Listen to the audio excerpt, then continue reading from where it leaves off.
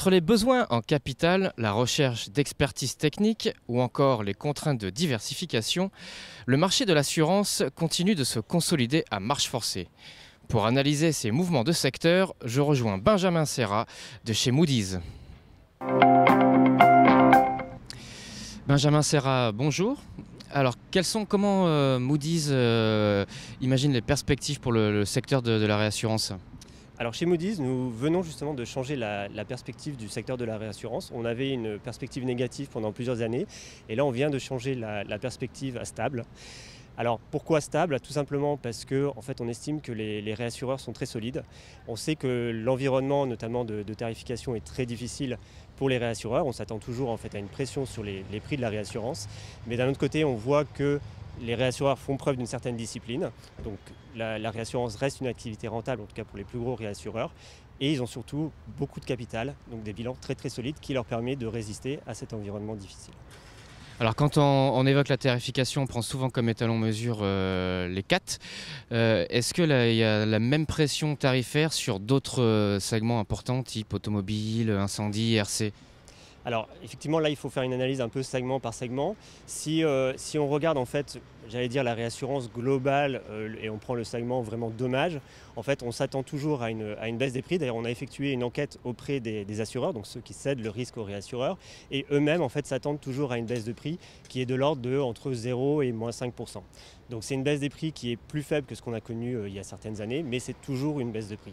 Par contre dans d'autres segments, donc notamment tout ce qui est plutôt risque de responsabilité, donc ce qu'on appelle le casualty en anglais, là en fait on voit que les cédantes elles-mêmes en fait s'attendent à une stabilisation des prix. Donc il y a effectivement une différence par segment.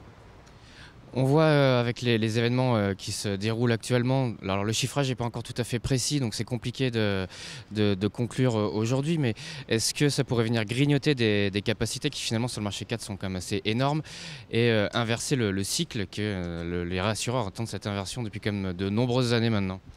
Alors là, effectivement, il est peut-être encore un peu tôt pour se prononcer sur le montant final, mais d'après les dernières informations qu'on a, on se rend compte que finalement le sinistre qui a lieu aux États-Unis ne sera peut-être pas aussi important que ce qu'on pouvait redouter.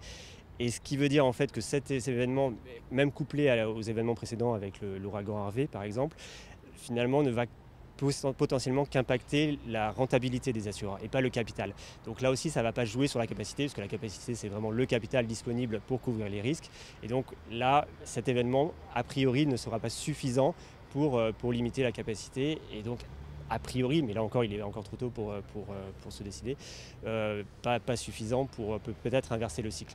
Mais encore une fois il faut voir. Après ce qu'il faut bien prendre en compte aussi, c'est qu'on est qu'au début de la saison des ouragans, et ce qui peut poser problème c'est aussi la multiplication des ouragans, et ça il faut encore attendre un petit peu pour avoir une réponse finale. Un dernier mot sur la concentration chez les réassureurs. Hier, chez Score, ils évoquaient plutôt des mouvements de concentration sur le Tier 2, avec éventuellement l'objectif de rentrer dans le Tier 1. Est-ce que vous partagez cette analyse ? Alors on partage, oui, en partie cette analyse effectivement. En fait ce qui se passe, qu'on voit encore une fois, c'est quand on regarde le comportement des cédants, donc les assureurs qui cèdent le risque aux réassureurs, en fait on voit que les assureurs ont plutôt tendance à privilégier les gros assureurs, alors pas tant parce qu'ils sont gros, mais parce qu'en fait ils peuvent fournir des couvertures sur l'ensemble des risques qu'eux-mêmes offrent à leurs assurés. Et donc effectivement, c'est pour ça qu'on voit qu'ils privilégient les assureurs diversifiés, donc généralement plus gros effectivement, qui sont présents sur plusieurs lignes de métier. Et c'est ce qu'on voit effectivement sur le secteur de la réassurance. On voit un mouvement de consolidation où on voit en fait des réassureurs qui cherchent à acquérir d'autres réassureurs qui leur permettent d'apporter en fait une expertise supplémentaire pour offrir à leurs clients des services qu'ils n'ont pas aujourd'hui. Et donc on voit ce mouvement de consolidation, donc plutôt effectivement dans ce que Score appelle les Tier 2 et pas trop au niveau du Tier 1, parce qu'au niveau du Tier 1 en fait les réassureurs sont déjà très diversifiés. Est-ce que ça veut dire que la réassurance de spécialité est en voie d'extinction quelque part ? Et est-ce que c'est jouer avec le feu de ne pas être suffisamment diversifié ?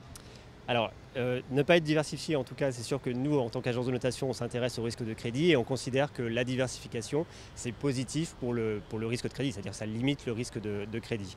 Donc on aura toujours tendance à avoir une meilleure notation sur des assureurs diversifiés et une moins bonne notation sur des assureurs très spécialisés.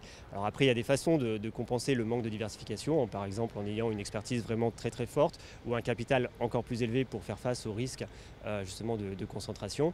Mais c'est vrai qu'aujourd'hui, on voit plutôt une tendance vers la diversification. Après, encore une fois, quand on regarde les événements récents, on n'est pas a priori, encore une fois, on n'est pas dans une situation où beaucoup d'assureurs pourraient disparaître. Donc il faudra peut-être attendre pour parler vraiment de disparition. Benjamin Serra, merci. Quant à moi, je vous retrouve très vite pour une nouvelle vidéo au cœur des rendez-vous de septembre 2017.